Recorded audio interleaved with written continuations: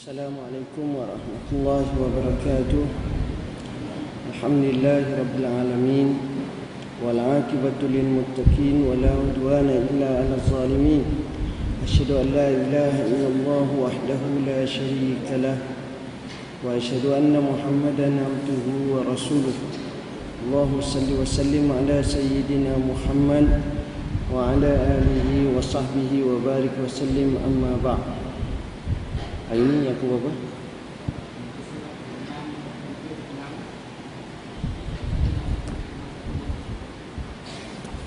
Bismillahirrahmanirrahim. Hikmah yang ke-161. Syekh Zarruq rahimahullahu ta'ala berkata, kemudian sesiapa yang melazimi mahabbah pasti berasa adanya rindu pada penglihatan dan menuntut sambungan daripada pendekatan. Ia merupakan perkara yang ada bagi siapa yang mengenali sifat kesempurnaan Tuhannya, kerana tiada jarak, sebab dan juga gaib. Dan sesungguhnya hijab kemuliaan itu dengan sebab adanya pendekatan, sebagaimana kata pengarang dalam hikmah ini, innama hajabal haqqa anka shiddatu qurbihi minka. Sesungguhnya yang menghijabkan Tuhan yang maha hak daripadamu ialah kerana kesangatan dekatnya kepadamu. Hajabal haq, menghijab Tuhan yang maha hak. Shiddatu qurbihi, kesangatan dekatnya. Betapa hampirnya Tuhan kepada hamba menyebabkan terhijab, sebagaimana jauhnya juga menyebabkan terhijab. Syekh Ibn Athaillah Sakandari rahimahullahu ta'ala menyebut dalam Lataiful Minan, fa'azimul qurbi huwallazi ghaiba anka syuhudul qurb. Qala Syekh Abul Hasan rahimahullahu ta'ala, haqiqatul qurbi an taghiba fil qurbi anil qurbi li'azimil qurbi, kama yashummu raihatul misk fala yazal yadnu wa kullama dana minha tazayada rihuha walamma dakhala al-bait allazi huwa fihi inqata'at raihatuhu minhu. Tuhan yang sangat hampir ialah yang menghilangkan daripadamu penyaksian kehampiran. Syekh Abul Hasan Asy-Syazili rahimahullahu taala berkata, hakikat dekat itu bahawa kamu gaib dalam dekat daripada dekat kerana besarnya dekat. Seperti yang mencium orang yang mencium bau kasturi, maka sentiasalah dia mendekatinya. Setiap kali dia menghampirinya, bertambahlah baunya. Tak kala dia masuk ke dalam rumah yang kasturi itu ada di dalamnya, terputuslah bau kasturi itu daripadanya. Sebahagian arifin bermadah, kam za tamawwaha bisya'baini wal 'ilm wal amru awdahu min narin ala 'alami. Araka tas'alu an najd wa anta biha wa antihamata hadza fi'lun muttaham. Berapa ramai yang kenyang dengan ilmu, segala urusan lebih terang daripada apa atas ilmu. Aku lihatmu bertanya pertolongan sedangkanmu dengannya. Dari tihamah ini perbuatan yang ditahmah. Allah Subhanahu wa ta'ala berfirman, walau syaa rabbuka ma fa'alu, dan jika Tuhanmu menghendaki tentulah mereka tak melakukannya. Maksudnya kehendak kami dan perencanaan kami menetapkan untuk mewujudkan musuh-musuh pada setiap utusan Allah yang terdiri daripada syaitan-syaitan manusia dan jin. Perkataan syaitan mengandungi pengertian sifat-sifat menderhaka, menghasut, menggoda, memusatkan kegiatan dalam kerja semata-mata. Sifat-sifat ini terdapat pada manusia di samping terdapat pada makhluk jin. Jika mana-mana jin yang menderhaka, memusatkan kegiatan dalam kerja-kerja yang jahat, menipu, menghasut, menggoda, dinamakan syaitan. Maka begitu juga manusia dinamakan syaitan apabila ia menderhaka, memusatkan kegiatan dalam kerja-kerja yang jahat, menghasut dan menggoda. Malah haiwan juga digelarkan syaitan apabila ia mengganas, memberontak dan mengancam keselamatan umum. Allah Subhanahu wa ta'ala berfirman, wa nahnu aqrabu ilaihi minkum walakin la tubsirun. Padahal kami lebih dekat kepadanya daripada kamu, tetapi kamu tidak melihatnya. Syekh Qutb rahimahullah ta'ala berkata, di saat inilah suasana diselubungi kebesaran Allah. dan kehebatan kehadirannya. Allah SWT hadir pada setiap sesuatu waktu. Tetapi ungkapan ayat ini menggerakkan kesedaran kita terhadap hakikat manusia, terhadap hakikat kehadiran Allah Subhanahu wa taala yang dilupai oleh manusia itu. Itulah majlis kematian yang diselubungi kehebatan Allah yang maha besar dan juga diselubungi suasana lemah, takut, putus hubungan dan perpisahan. Syekh Abdul Abbas Al-Musi rahimahullah berkata dalam munajatnya, "Ya qarib antal qarib wa anal ba'in, qurbuka minni ay asani min ghairika wa bu'di anka raddani litalab minka fakulli bi fadlika hatta tamhuwa iradati bi iradatika ya qawi ya aziz." Wahai Tuhan yang maha dekat, Engkaulah yang maha dekat dan akulah yang jauh. Kedekatanmu kepadaku telah menjadikan daku putus asa daripada selainmu. Kejauhanku daripadamu telah mengembalikanku untuk menuntut daripadamu. Maka jadilah penolongku dengan limpah kurniamu, sehingga engkau menghapuskan kehendakku dengan kehendakmu. Wahai Tuhan yang maha kuat, wahai Tuhan yang maha perkasa. Hadirin hadirat, muslimin muslimat yang dirahmati Allah. Hikmah yang kita nak bincangkan pada hari ini adalah cukup mudah, iaitu Allah Subhanahu wa taala kita tak nampak. Kita terhijab dengan Tuhan. Kenapa? Antara alasannya ialah kerana teramat hampir. Benda yang kalau hampir sangat kita tak nampak. Benda yang kita hampir sangat kita tak nampak. Benda yang halus sangat, kecil sangat kita tak nampak. Benda yang besar sangat kadang-kadang siapa tak nampak. Benda yang terang sangat kita tak nampak. Benda yang gelap sangat kita tak nampak. Jadi banyak benda kita tak nampak. Kenapa? Kerana hadangan dan halangan seperti itu. Jadi Tuhan ni dekat. Macam mana bukti kalau dekat tak nampak? Kita ada mata. Mata putih kita warna merah. Kawan kita kata kat kita, "Mak, kenapa matamu merah?" Kata, "Betul merah." Sepatutnya tak payah tanya, dah dalam mata dah, tahu lalu, tak nampak. Dekat sangat. Mata tu merah tak, dia sendiri tak nampak. Mata tu merah, dia sendiri tak nampak. Mata hitam kita yang warna tak berapa nak hitam. Ada koko, ada kelabu, ada warna apa, kita tak tahu mata kita. Kita tengok cermin baru tahu mata kita macam tu. Bujur mata kita, bulat mata kita, kita tak tahu. Kelopak mata kita tak tahu. Belakang dia panggil kelopak mata kita, lagi kita tak tahu. Walaupun dekat kita tepek dengan mata, tak tahu. Batang hidung pun tak berapa nampak, dekat sangat. Atas umbi batang hidung ni betul-betul atas ni tak nampak terus dah, dekat sangat. Sebelah mata tepi tak nampak, dekat sangat. Telinga tak je nampak, telinga kita memang tak nampak. Kepala kita tak nampak. Rambut kita tak nampak. Umbi rambut kita lagilah kita tak nampak. Dalam kornea mata kita lagilah tak nampak. Jadi banyak benda tak nampak. Benda tu bukanlah sampai 15 dekat. Sedekat pun tak sampai. Tak nampak. Gigi kita tak nampak. Dalam mulut kita tak nampak. Ulcer kita tak nampak. Banyak benda tak nampak, tuan-tuan. Banyak benda tak nampak. Jadi kalau makhluk yang sebegitu pun kita tak nampak, bila Tuhan tak nampak, bukan makna Tuhan tak ada. Ini perkara yang sepatutnya diberi kefahaman. Jangan menganggap bahawa Tuhan tu jauh dan jarak daripada kehidupan kita. Wallahu a'lam. Bismillahirrahmanirrahim. Hari ni aku berapa? 90.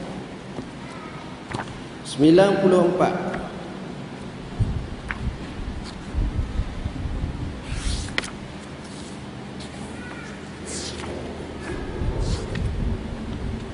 Bismillahirrahmanirrahim. Daripada Jabir bin Abdullah radhiyallahu anhuma, katanya Rasulullah sallallahu alaihi wasallam bersabda, "Man utiya ata'an fawajada falyajzi bihi, fa in lam yajid falyusni bihi, faman asna bihi faqad syakarahu, wa man katamahu faqad kafarahu." Siapa yang diberikan kurniaan dan dia mendapatinya, maka hendaklah dibalas dengannya. Dan jika tidak dapat membalasnya, maka hendaklah dia memujinya. Dan jika siapa yang memujinya, maka dia termasuk yang mensyukurinya. Dan siapa yang menyembunyikannya, maka dia mengkufurinya. Tengok, hadis ni nak menggambarkan kepada kita sifat orang yang baik. Setiap kali dia dapat pemberian, dia kena niat nak balas. Kalau perangai je ni suka terima je, tu orang tak baik. Mana pepatah Melayu ada sebut, seperti dia kata terima kasih daun keladi, kalau ada beri lagi. Tu tak perangai tak baik ni. Perangai tu perangai tak baik. Perangai hak baik ni dia balas. Sebab itu orang zaman dulu, kalau kita tengok jiran dengan jiran, dia hantar kuih ke rumah jiran dia tak ada kuih, dia ambil berah, balas berah. Sekarang ni selamba je dengan pinggang-pinggang tu hilang. Itu zaman moden sekarang. Iyalah, betul lah kawan tu kilang, dia ada kilang pinggang, tak apalah kalau orang tak ada. Jadi nak bagi payah. Ni kadang-kadang budaya macam ini patut kita kena tengok balik adab. Lepas tu kalau boleh, musim-musim cuti sekolah ni, budak-budak dia ajar. Tak payah ajar ilmu banyak lah. Ilmu banyak ni satu hal, ajar adab Islam. Adab dengan kawan, praktikal. Adab dengan mak pak, adab dengan guru, adab dengan adik-beradik, adab dengan macam mana beradab. Sekarang ni kurang beradab, jadi biadab. Biar tu jadi tak comel lah, sebab dia biar dulu jadi biadab. Tu masalahnya. Jadi banyak yang biadab sekarang. Bukan maknanya kita kata, bukanlah nak suruh siapa takdis ataupun menyembah, tu perangai tak molek pula. Jadi hak biadab ni kurang. Suasana macam ni banyak sangat berlaku sekarang ni, mungkin kerana kita terlupa dan terlepas pandang. Sebab itu kalau kita ada anak kita tengok tak betul, tegur lalu. Dan tua bangka memang payah nak tegur. Dia pula marah kita. Dia apa benda, dia dah mayang ke, dia malas ke, koyak lalu. Dia biar faham, ajak saja masa kecil lah, mudah dan tua payah tuan-tuan. Jadi rugi. Jangan kita sesal masa tua kerana payah nak mengadapkan anak, tapi biarlah kita sesal masa anak kita kecil lagi. Insya-Allah kesannya cukup besar. Baik, antaranya ialah kalau orang bagi, maka niat nak balas. Bukan niat nak lagi, niat nak balas. Niat nak balas penting kalau ada niat macam tu. Dan siapa yang tak ada nak balas, dia kena puji orang tu. Dia kena puji. Dan siapa yang puji sebenarnya dia ucap terima kasih. Dan siapa yang semuanya orang bagi ada selamba je, orang ni adalah orang yang mengkufur, yang ni tak syukur. Ini yang kita bimbang. Perangai bila tak syukur, kufur, sebenarnya menatijahkan banyak perkara yang tak baik dalam kehidupan kita. Ini kena jaga betul-betul tuan-tuan. Kalau kita boleh jaga betul-betul, comel sangat. Tuan-tuan, sebenarnya budaya seperti memberi ini satu budaya yang cukup baik. Batu kita alhamdulillah, sahabat-sahabat kita semua ni bila ada makan, bila ada belajar, ada makan, pakat menyumbang semua sekali. Jadi hati pun tenang. Kita makan bukan hak orang lain, hak kita sendiri juga. Sama lebih kurang dan sebagainya. Jadi perkara-perkara macam ni patut kena hukum. Saya ceramah banyak tuan-tuan, di Kapung, di Ulu, di Bandar, di pusat bandar. Tapi sekarang ni satu fenomena yang nampak terkesan sangat. Di Kapung orang tak berapa baik, payah sikit nak baik, apa benda pun kurang sikit. Di bandar jauh lebih baik sekarang. Dan sebenarnya hak bandar tu sebab orang-orang Kapung hak baik dipindah kerja bandar, hak tu jadi baiknya. Hak ni pun jadi macam ni. Semalam saya tazkirah dan khutbah di Menara Bank Islam Kuala Lumpur. Dia buat 2 tingkat kat parking lot bawah tu, masjid surau. Collection sahaja setiap minggu, hari Jumaat sahaja 13,000. Tak kurang 13,000 tuan-tuan. Kalau masjid KLCC yang setakat yang saya tahu terbanyak, lebih kurang dalam 16 ke 18,000 seminggu. Hari Jumaat sahaja. Tengok. Jadinya bila benda macam tu, mudah nak buat program. Nak buat macam ni aktiviti, nak buat macam ni, mudah. Itu di bandar. Kita tengok semangat. Jadi kadang-kadang inilah yang jadi kita rasa kecelaruan. Apabila di bandar begitu semangat, di kampung mula kaos dulu. Macam kita tengok. Bila kampung ni, bila anak cuti sekolah, pakai cuti habis. Yang tak cutinya kalau boleh, bila anak cuti sekolah, handset dia cuti, apa lagi, Facebook dia cuti, TV juga cuti. Dah, hak tu jalan macam biasa, mengambil tempat yang banyak. Ini masalah. Jadi, kalau kita boleh fikir macam mana nak ubah macam ni, sebab kesannya akan jadi besar. Generasi yang kurang tarbiyah ni kita bimbang balik. Yang ni yang kita takut sangat, ya Allah. Jadi siapa yang diberi ni dia kena balas. Kalau tak, maka dia kena puji. Seronok hidup zaman dulu, apabila suasana tu balas membalas, beri memberi, kasih mengasih, hormat menghormat, saling antara satu sama lain, bekerjasama. Ini pun penting. Ini kalau boleh. Dan perkara macam ni, dia bukan bersifat peribadi, dia bersifat masyarakat. Kalau peribadi ni tak jadi, seorang je baik, letih dia. Orang beratur rumah dia macam wakil rakyat, minta duit. Letih. Kalau dia ada gudang bank, tak apalah, bagi je lah. Tapi kalau orang lain, letih. Ini kena tengok. Jadi adab mesti dijaga, dipupuk di ini. Dan adab ni kita boleh reka adab-adab yang baik. Boleh reka adab-adab yang reka adab ni bukanlah bid'ah, tuan-tuan. Tak masuk dalam bid'ah. Macam kita tahu adab orang Melayu macam mana. Ada adab-adab yang baik yang boleh kita ambil, adab orang baik. Jadi bila adab yang baik ni bermula daripada orang mari rumah, adab. Kalau orang Arab, bila orang mari rumah, mula-mula sekali sapa, akak ais sejuk tu, segelas. Lepas pada tu kopi hak pahit. Lepas tu teh, lepas tu makanan berat, lepas tu buah-buahan, lepas tu kek, lepas tu teh. Teh akhir sekali, teh perambak balik lah.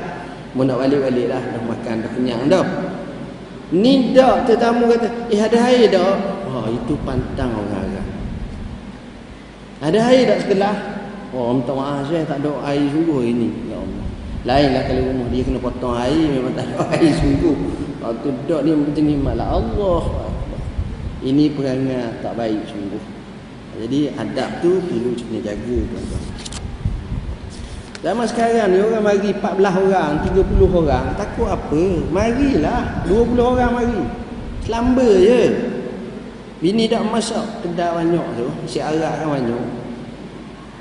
Beri kat sekali. Orang pun bukanlah tiap-tiap waktu mari rumah kita, sekali-sekala je. Kadang-kadang tu ada payah-payah, kau pergi makan lah si arak, aku ni betul-betul sibuk sangat, dia pun tak apa kok. pada mujamu aku dapat sikit ni kau kan mau bagi aku ramai-ramai ni 50 riyal cukup dah aku. Ni bandar pula. Artinya adab orang datang rumah. 95 amalan berdasarkan niat.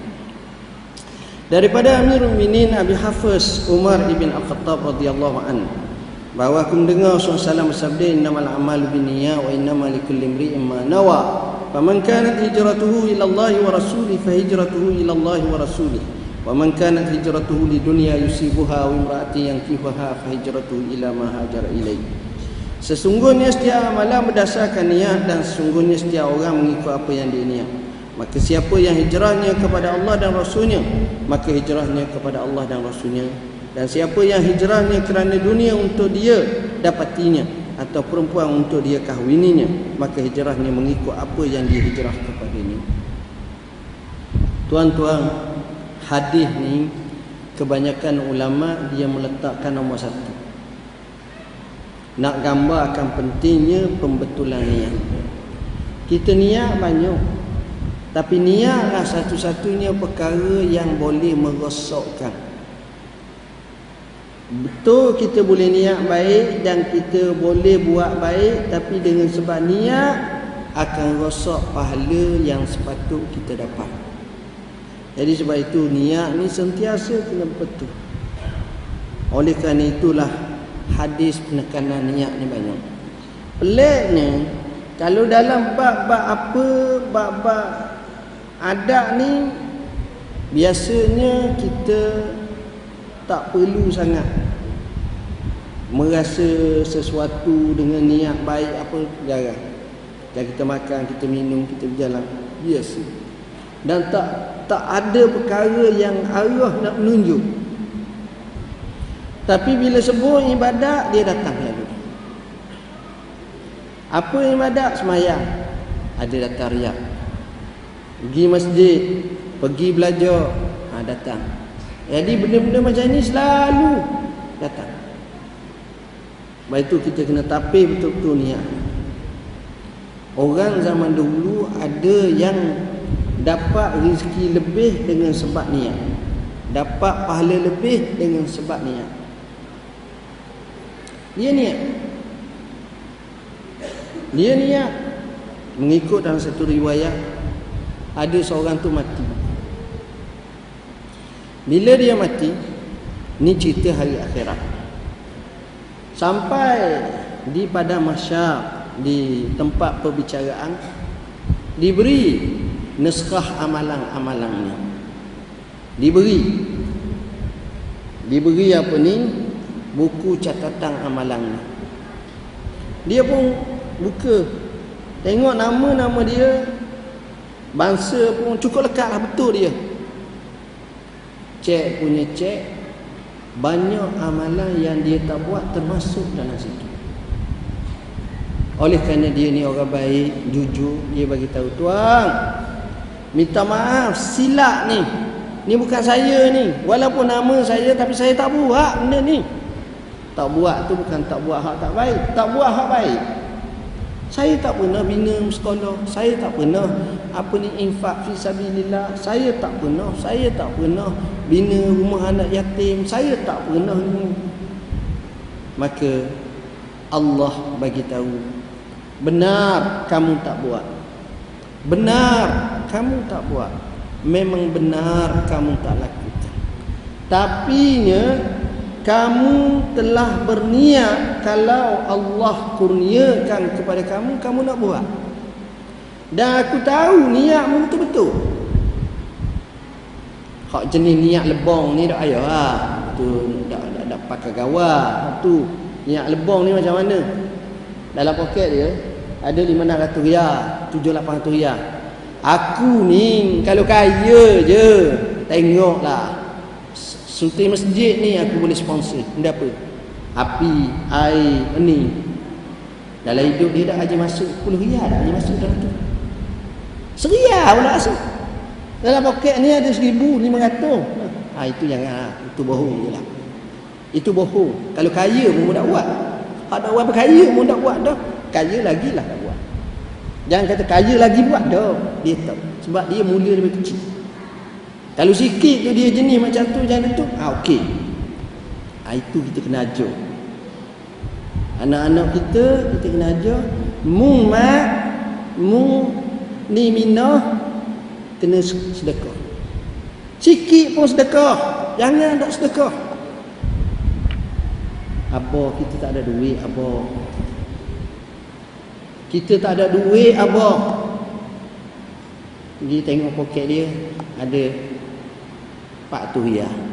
10 riyal takkan ada. Tengok.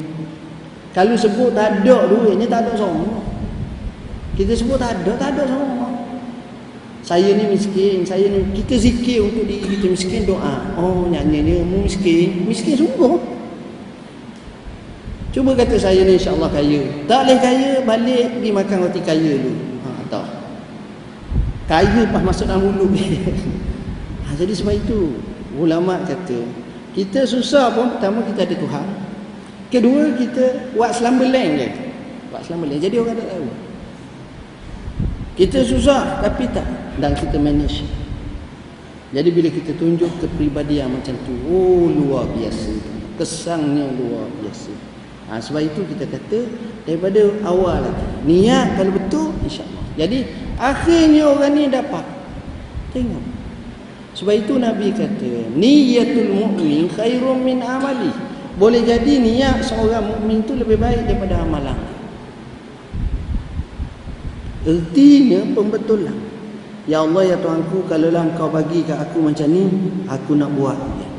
Biasanya perkara ni kita boleh tengok nak buat jika sekiranya kita niatnya comel, ikhlas pada Tuhan. Saya nak cerita satu kisah yang luar biasa.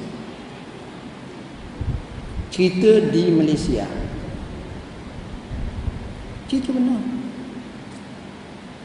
Oleh kerana semalam saya sembahyang di masjid Menara Bank Islam. Menara Bank Islam ni, masjid dia tu bukan masjid, surau. Surau ni suku daripada ni, suku. Hak dalam ni suku. Tapi inisiatif masjid ataupun bank Islam pada hari Jumaat dia buka tikar bawah B1, B2 tu hak tempat lock parking dia tutup, tak bagi parking. Dia hampa kapek menyebabkan orang boleh sembahyang 5,000 orang Jumaat. Untuk hari Jumaat lah 5,000 orang. Yang saya nak sebutnya macam mana tuan-tuan, bila saya masuk dalam surau tu nama jenis mamak, jenis India Pakistan,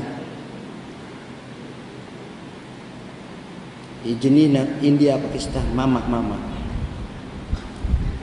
Rahimahullah, semoga Allah rahmat kat dia. Dia ni mari daripada nega. Dia kalau ni cerita mungkin 40 tahun lepas kot, nega dia kaya. Kaya sungguh. Dah kaya sangat dia ni.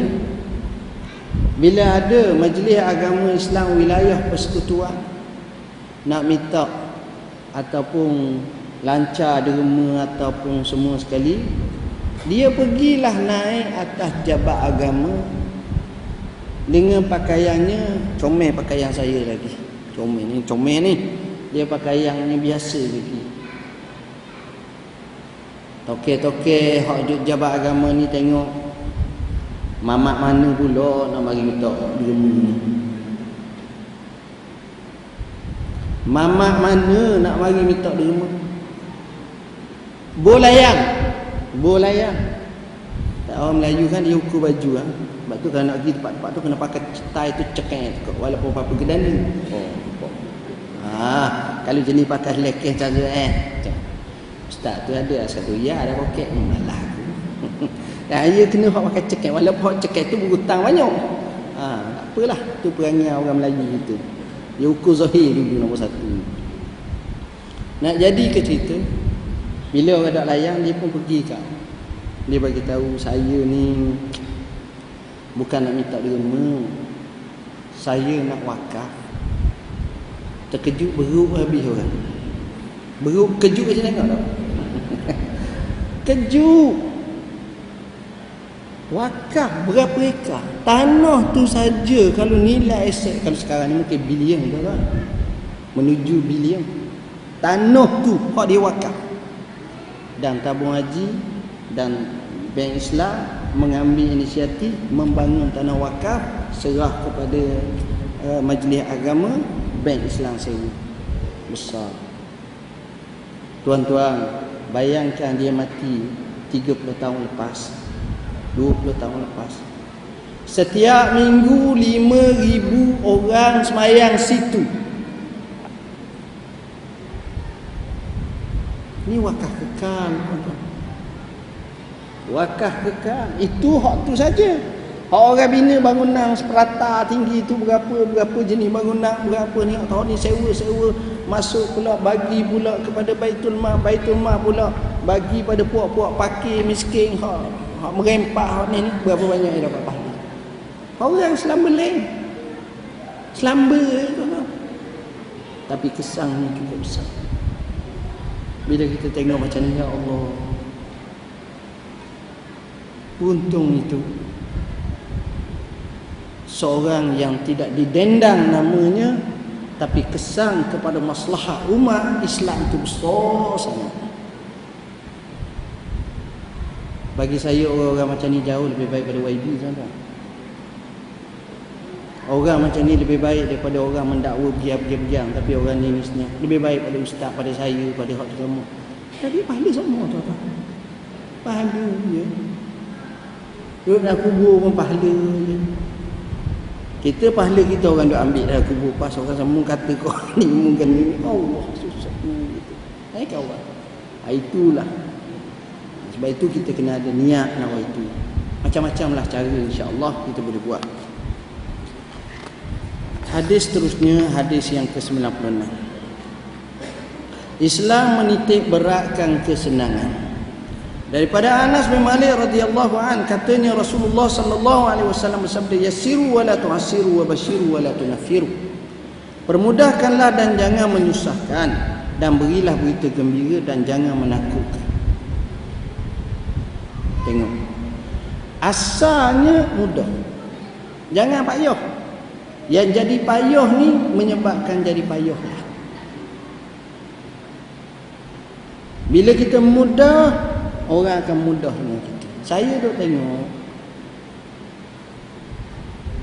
kontrak besar mudah je.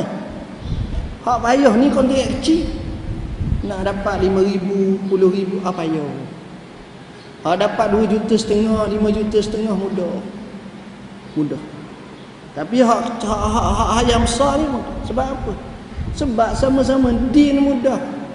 Ginilah spring je pukul gah je. Bah 1 juta bah. Bah 3 juta bah. Mudah. Yang ini sepatutnya kita daripada bawah mudah. Cuba kata mudah, jangan kata payah. Kita dimomok dalam kepala otak payah. Ni payah. Dah memang payah pun. Tuan-tuan, dari satu perkara ni, bila kita mudahkan urusan orang, hati kecil, detik dalam kepala otak dia kata, semoga Allah merahmati kamu. Nah, mudah.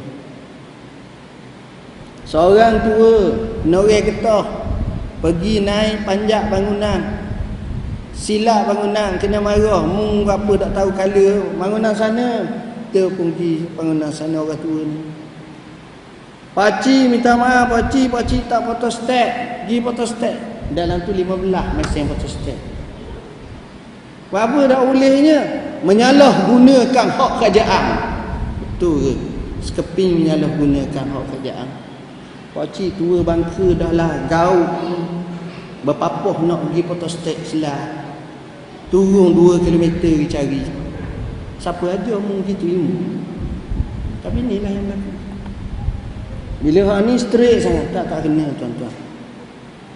Kerajaan pun tak akan dakwa su mahkamah. No, tak. Ini pun termasuk dia bayar cukai. Dia bayar cukai juga. Lainlah kalau dia ambil 14,000. Ini sekarang keping selah. Dia ada budi bicara, tuan-tuan. Dalam benda pun dia ada budi bicara. Ini yang jadi masalah kita menyusahkan orang. Menyusahkan orang susah. Hak ni tak cukup, hak ni tak cukup. Apa benda? Bila manusia buat, Allah lagi mudah buat. Ya kita ni dok payah apa benda? Melainkan memang kena payah sungguh lah. Ada benda memang betul. Tapi kalau benda yang remeh-temeh, tengok sistem pilihan raya sebagai contoh.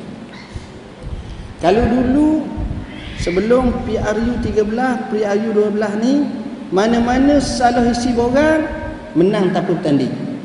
Sekarang SPR boleh ubah, boleh ada. Baru ni pun ada orang silap isi borang, salah titik tak apa, pakai tak apalah, nama betul dah. Kan boleh buat. Kenapa dia bayar? Contoh. Jadi manusia dia suka mudah.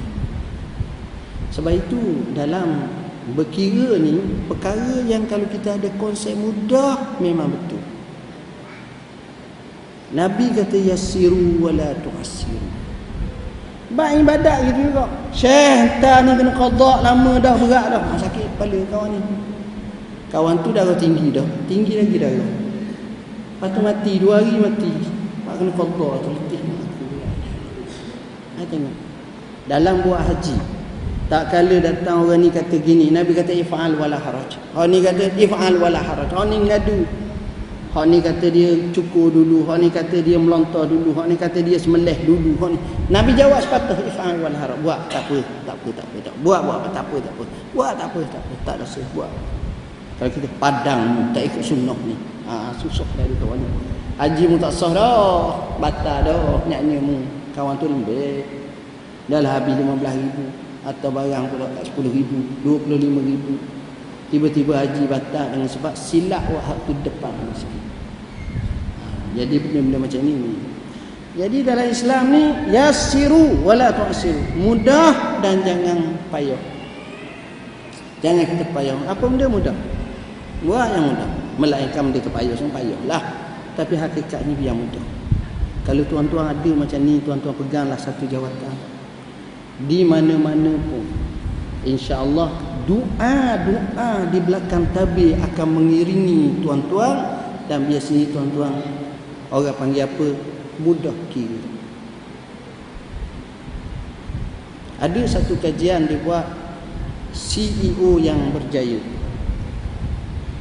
CEO yang berjaya ataupun CEO yang berjaya, dia ada beberapa kategori. Yang pertama, action setiap tindakan cepat. Orang reply dapat ni, oh ni mak ada surat ni, okey, atau lalu. Telefon mak, dia telefon. Buat apa mak? Dia tanya mak. Mak kata main komputer, SMS. Dah surat ni ada mak, nak tanya mak. Okey mak dulu. Allah kata dia. Kamu dah. Dia mudah. Dia tak kisah.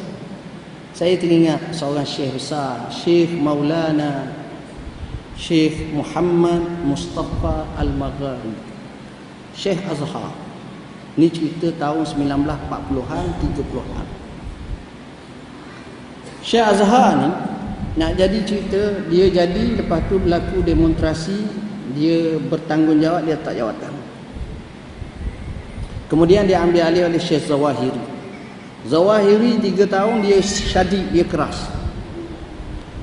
Syekh-syekh yang tua jenis malah ni dia pecat. Tak beri gaji, pecat. Malah nak pergi ni. Jadi syekh-syekh tua ni sedih ya.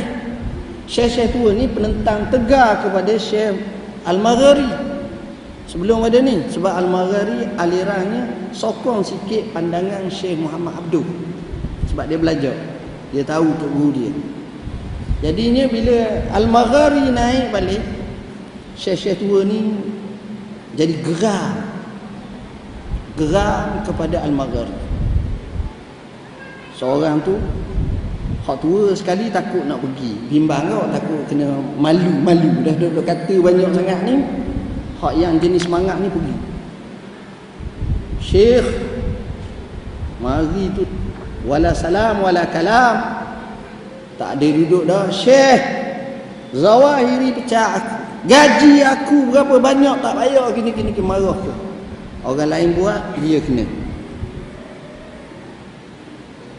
Aku kenal mu sejak kecil lagi. Kawan ni marah. Agak kali marah sungguh tuan-tuan. Aku kenal mu sejak daripada kecil lagi. Syekh Maghari kata, duduk tu. Tak boleh duduk. Ya orang marah. Duit tak dapat dipecah je otak gini. Tak boleh duduk. Sabar Syekh, duduk dulu. Tak. Akak tangan gini. Syekh kata apa? Ya fadilat Syekh, jawatanmu sebagai Syekhul Malikiyah aku bagi dah. Sejak aku naik, hakmu nombor 1 aku letak balik. Gajimu tu kira back data semua sekali. Tuan-tuan macam mana? Temperature 280 tu turun tinggal 80. Ya Maulana. Agak aku, ya Maulana lalu. Tak apalah. Kau tadi gini. Aku tak payah duduk dah. Aku nak tengok nama aku ada ke tak? Ada tengok tu tuan-tuan. Kadang-kadang manusia ni. Dah kawan ni mudah. Dia kira mudah. Jadi sebab itu saya rasa perkara mudah, bukan semua perkara mudah, ada benda yang kita boleh mudahkan. Wa basyiru wa la tunafiru. Beri berita gembira, jangan menakutkan, meliarkan. Dah beri berita gembira. Beri satu semangat. Sekarang ni kita kurang. Jangan kita beri semangat sampai temberang bahu tak jadilah. Beri semangat.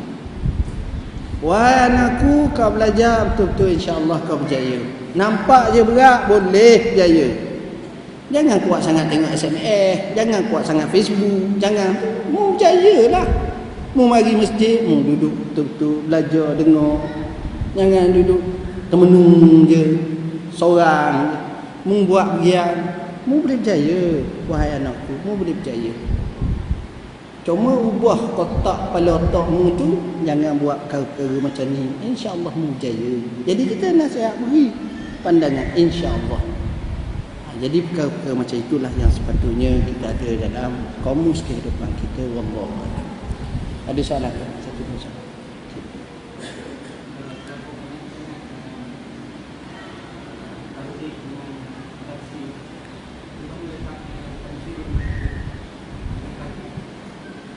Ya, dia sebenarnya dalam Islam tarhib ini kita diajar untuk beri berita baik-baik. Itu sebenarnya. Beri hak berita hukuman ni tak kala orang tu memang di border yang salah. Bila di border yang salah, kita kata hang kena ingat. Itulah tanzih ni. Bukan maknanya mula-mula lalu dah. Jadi pendekatan tu yang kita kata beri amaran ancaman tu apabila dia nak melanggar akan hukum Tuhan. Tapi tak kala dia langgar, dia nak mencari secangkir rahmat Tuhan, itu kita kena bagi gembira. Mana dalil dia? Dalil dia kita tengok Ibn Abbas radhiyallahu anhu ditanya kepadanya satu soalan. Apa hukum bunuh orang? Ibn Abbas kata, semoga Allah mengampunkan dia. Pintu taubat luas. Sentiasa bertaubat, beramal soleh.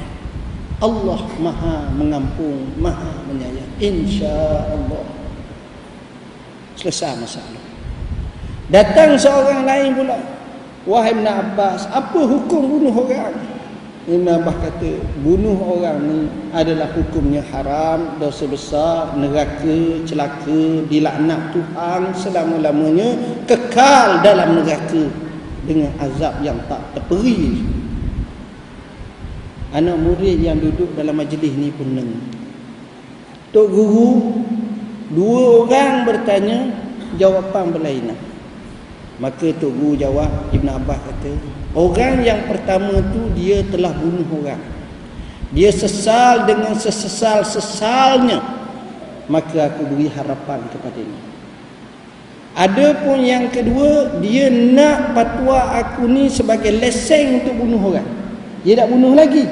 Kalau aku beri cakap macam hak pertama tadi, ini peluang untuk aku bunuh orang. Hak mana-mana, lepas tu aku bertobat. Jadi awal-awal lagi Ibn Abbas hak kedua ni beri amaran tak boleh dan sebagainya. Tengok, sebab itu faqih mufti ni bila dia tengok dia tahu. Itu satu.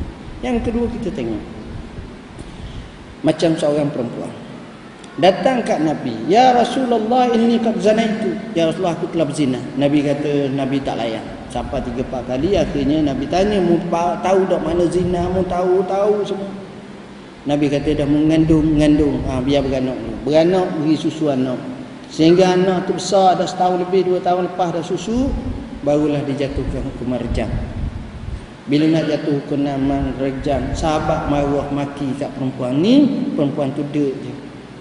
Nabi kata, mahlan laqad tabat taubatan law kusimat taubatuha ala 70 min ahli Madinah lama wasi'athu. Cukup. Perempuan ini sebenarnya dia telah bertaubat kepada Allah dengan taubat nasuha. Kalaulah nak banding taubatnya dibagi dengan 70 orang penduduk Madinah, maka berat taubat perempuan ini, maknanya lebih hebat lagi. Jadi Nabi beri. Sebab itu kita kata banyakkan targhib daripada tanzir. Inilah cara dalam Islam agar kita hidup dalam keadaan selesa, dalam keadaan mudah, insya-Allah. Jadi saya rasa sekadar itulah dulu. Aku qauli hadza wa astaghfirullahal azim li wa lakum.